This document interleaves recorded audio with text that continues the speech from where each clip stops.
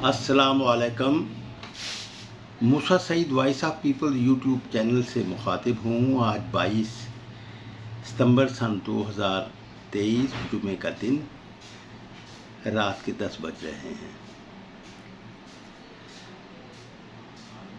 20 ستمبر جو کہ میر مرتضیٰ بھٹو کی شہادت کا دن ہے کے بارے میں نے ایک ویلاگ کیا تھا۔ یہ اسی تسلسل کا دوسرا ویلاگ ہے۔ پہلے ویلاگ میں بریف کروں گا کہ میں نے بتایا تھا کہ بیگم نصرت بھٹو نے اپنے بیٹے کو محلاتی سازشوں سے بچانے کے لیے ضروری سمجھا تھا کہ وہ اپنی وزیر اعظم بیٹی کے پاس جائیں اور وہاں پر ہونے والی سازشوں سے اپنے بیٹے کو بچائیں۔ تو اس میں ایک فارمولہ بھی دیا تھا بیگم نصرت بھٹو نے کہ میر مرتضیٰ بھٹو سندھ اسمبلی کے ممبر ہیں، اس لیے انہیں سندھ کی حکومت دے دی جائے۔ تو اس بارے میں نے بتایا تھا کہ زرداری گروپ جو کہ سراؤنڈ کیے ہوئے تھا پرائم منسٹر کو اور اربوں روپے کی کرپشن بھی کر رہا تھا، مفادات کے حوالے سے بات تھی، تو انہوں نے یہ محسوس کیا کہ یہ دونوں بہن بھائی جو ہیں، اگر مرتضیٰ ان ہو گیا تو بے نظیر بھٹو کے گرد جو ہمارا بنایا ہوا گھیرا ہے وہ ٹوٹ جائے گا۔ ادھر امریکہ کی بھی ضرورت تھی۔ وہ یہ سمجھتے تھے کہ ذوالفقار علی بھٹو کے بعد اس کا بیٹا میر مرتضیٰ بھٹو جو ہے یہ امریکہ کے لیے بہت خطرناک ثابت ہوگا، اس لیے بھی کہ میر مرتضیٰ بھٹو مسلح جدوجہد میں سامراجی قوتوں کے خلاف شریک بھی رہا۔ تو یہ اسباب تھے۔ تو ناظرین اکرام، آج کے ویلاگ میں جو میں بتانا چاہتا ہوں وہ یہ بتانا چاہتا ہوں کہ میں نے میر مرتضیٰ بھٹو کو بچانے کی کوشش کی۔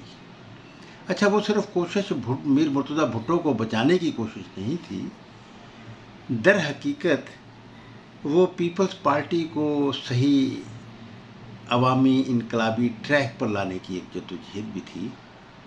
میرے نزدیک پیپلز پارٹی کو ذوالفقار علی بھٹو کے زمانے میں ہی جو تھا اس پر ایلیٹ کلاس کا کنٹرول مکمل ہو گیا تھا، موقع پرست طبقے کا کنٹرول ہو گیا تھا۔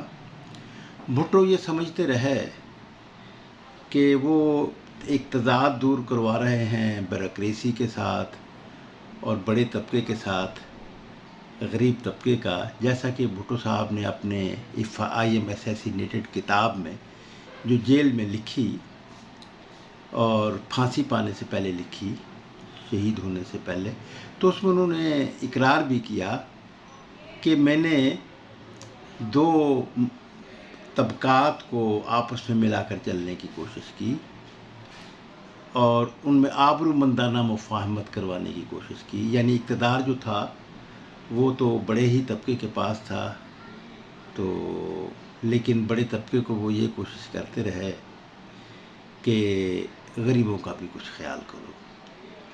تو بھٹو صاحب کی دوسری طرف جو پالیسیاں تھیں وہ پاکستان کو انڈیپینڈنٹ کرنے کی تھی، مثلا سٹیل مل لینا اور ایٹمی ری پروسیسنگ پلانٹ کا سمجھوتا کرنا فرانس سے، اسی طرح پھر ایٹم بم کے لیے ایک کوشش، ایک پروگرام شروع کر دیا گیا۔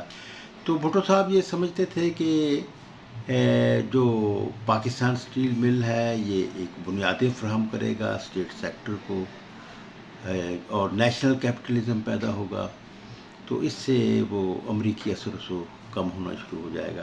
اگرچہ بھٹو صاحب نے بہت کوشش کی امریکیوں کو سیٹسفائی کرنے کی، مثلا ڈاکٹر مبشر حسن کو وزارت خزانہ سے امریکی دباؤ کے پیش نظر یا امریکی اشاروں کے پیش نظر بھٹو صاحب نے انہیں وہ کیا۔ وہ بھی ایک بڑی دلچسپ کہانی ہے جو ڈاکٹر مبشر حسن نے مجھے سنائی، ایک نہیں بلکہ 2 بار سنائی، تو اس لیے اس کی کنفرمیشن تو مکمل ہو گئی نا۔ تو اس میں وہ جو کہانی ہے وہ بڑی چشم کشا کہانی ہے امریکی پریشر کی، کہ کیسے پاکستان کے اس وزیر خزانہ کو جو کہ پاکستان انتہائی بحران کا شکار تھا اس پاکستان کے علیحدہ ہونے کی وجہ سے. صرف سرکاری خزانے میں 50 کروڑ روپیہ موجود تھا. تو اس شخص نے اندرونی وسائل کے ذریعے سے پاکستان کو نہ صرف جو ہے بحران سے نکالا بلکہ پاکستان کو اس پوزیشن پر بھی لے آئے 2 سال کے اندر کہ پاکستان کو جو دوسرا بجٹ دیا گیا وہ فاضل بجٹ تھا. ہے نا زبردست بات کہ اندرونی ذرائع سے. اور پھر اس کے بعد جو تھا وہ امریکی مداخلت کا عمل جو تھا وہ تیز ہو گیا. میں یہ سمجھتا ہوں کہ جو امریکیوں نے 2 سال دیے بھٹو صاحب کو وہ اپنے گماشتہ نظام میں کے سیٹ اپ میں، وہ اسی حوالے سے وہ اپنے سفیر کو بھی وہ 2 سال تک انہوں نے پاکستان میں سفیر نہیں رکھا. یعنی بھٹو صاحب کو وہ جو نیشنلائزیشن اور دوسرا عمل تھا اس سے وہ چاہتے تھے کہ پاکستان جو ہے وہ بحران سے نکلا ہے، کیونکہ پاکستان جو تھا باقی ماندہ پاکستان امریکہ کی ضرورت تھا، اس لیے کہ سوویت یونین کے مقابلے کے لیے وہ پاکستان کو قائم رکھنا چاہتے تھے. ناظرین کرام یہ بات نوٹ کرنے کی ہے کہ پاکستان کو وہ سوویت یونین کو روکنے کے لیے کہ سوویت یونین کے اثرات سوشلزم کے جو ہیں وہ جنوبی ایشیا میں نہ پھیل سکے، اس لیے کہ جنوبی ایشیا میں ان کے ٹریلین آف ڈالرز کے مفادات وابستہ تھے. تو ناظرین اکرام اب جو ویڈیو آپ کی خدمت میں بتانا چاہتا ہوں تو وہ ہے کہ میں نے میر مرتضیٰ بھٹو کو بچانے کی کیسے کوشش کی جو کہ کامیاب نہیں ہو سکی. اور نہ صرف وہ بچانے کی کوشش ہی نہیں تھی بلکہ پیپلز پارٹی کو وہ جو ایلیٹ کلاس کے کنٹرول میں سامراجی کنٹرول میں چلی گئی تھی اس پارٹی کو ورکرز کی قیادت میں دینے کے حوالے سے تو میں نے ایک حکمت عملی پیش کی تھی کہ ہمیں یہ حکمت عملی اختیار کرنی چاہیے. وہ حکمت عملی کیا تھی؟ ناظرین اکرام ہمارے ہاں بہت کم ٹائم ہوتا ہے لوگوں کو ویلاگ دیکھنے کا، اس لیے کہ مارکیٹ میں بے تحاشا لوگ اپنی ہنر آزمائی بھی کر رہے ہیں، ٹیلنٹ بھی آ رہا ہے اور پھر دوسرے بہت سی تفریحی پروگرام بھی ہوتے ہیں. تو اس طرح لوگ جو ہیں وہ کم ہی لوگ جو ہیں وہ لمبی اس کو دوستوں کا مجھے بار بار مشورہ رہا، لیکن میں تو اس بارے میں ڈٹا رہا کہ نہیں، ایک جو ہے وہ تھوڑی سی اگر طویل ہو جائے تو اگر کیونکہ اس کی وضاحت کے لیے صرف شارٹ کٹ تو ضروری نہیں ہوتا کہ سبھی لوگ اس کو سمجھ سکیں، تو اس کو سمجھنے کے لیے یا سمجھانے کے لیے ضروری ہے کہ میں اپنے اس موقف کے بارے میں مکمل جو ہے وہ پیش کروں. تو ناظرین اکرام یہ میں نے بچانے کی کیسے کوشش کی اسی سے وابستہ دوسری ویلاگ میں دیکھیے گا، میں آپ کو وہ بھی پیش کرتا ہوں. شکریہ.